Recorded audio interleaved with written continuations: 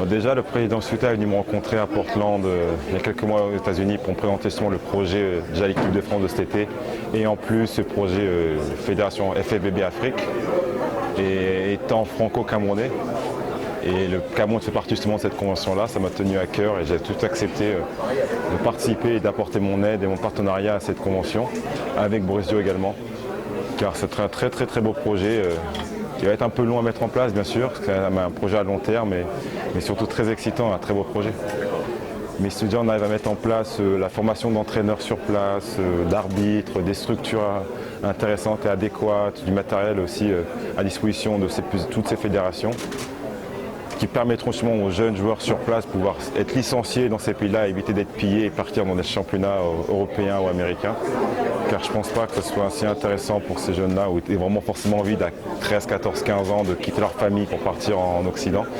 Donc c'est pas, voilà, si on arrive à voir ça et dans des belles structures qui marchent bien avec des résultats en jeunes, en professionnels ou en compétition internationale mondiale, en plus qu'il y a maintenant, parce qu'aujourd'hui il y a quand même des résultats déjà maintenant, mais encore plus probants que maintenant, je pense qu'on aura réussi. Oui. Mais c'est voilà, le fait d'y être allé aussi, et d'avoir joué contre eux aussi, de jouer avec certains joueurs africains, de voir certains joueurs africains évoluer. Il y a des choses là-bas qu'on ne trouvera jamais nulle part ailleurs au monde. Enfin, moi, j'avais pas une fois, mon agent m'a appelé une fois il y a 4 ans, il me dit je viens de découvrir un jeune joueur qui fait 2,20 m et en marchant dans la rue, et puis maintenant il joue au Mans. Youssouf Afal joue au Mans et voilà, il y a de grandes chances de faire une grande carrière professionnelle. Donc il n'y a qu'en Afrique qu'on voit ça. Et donc si on peut justement aider ces continents justement à aider tous ces jeunes talents qu'il y a et essayer de leur donner une carrière professionnelle, car on sait très bien que le sport dans ces pays-là justement peut aider à une carrière et une carrière on va dire, académique. Ça peut aider à avoir une bonne formation académique également, ça peut être une très bonne chose pour la suite. Il y a beaucoup d'équipes qui grimpent, je sais que la Tunisie est très forte aussi, qui a fait les Jeux Olympiques il y a 2 ans, le Nigeria a un très beau potentiel physique surtout, et des très bons joueurs.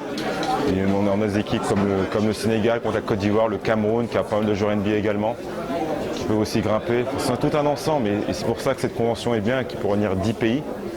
Car on peut essayer d'augmenter le niveau pour essayer de titiller l'Angola par la suite par exemple. Justement, c'est là pour ça qu'on met ce projet en place justement.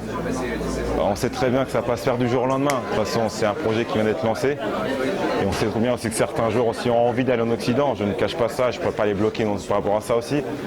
Mais si déjà on peut mettre en place pour certains joueurs qui ne peuvent pas forcément faire le voyage en Europe, et avoir une formation adéquate et de valeur, et ben ce projet est intéressant car si on peut commencer à former des gens sur place, sur les infrastructures en place, ou des arbitres en place, ou du matériel adéquat, ça peut être une bonne chose pour tous les jeunes joueurs africains et pas une discrimination justement par rapport seulement à l'élite des jeunes joueurs africains et que toute une jeunesse africaine peut profiter de ça.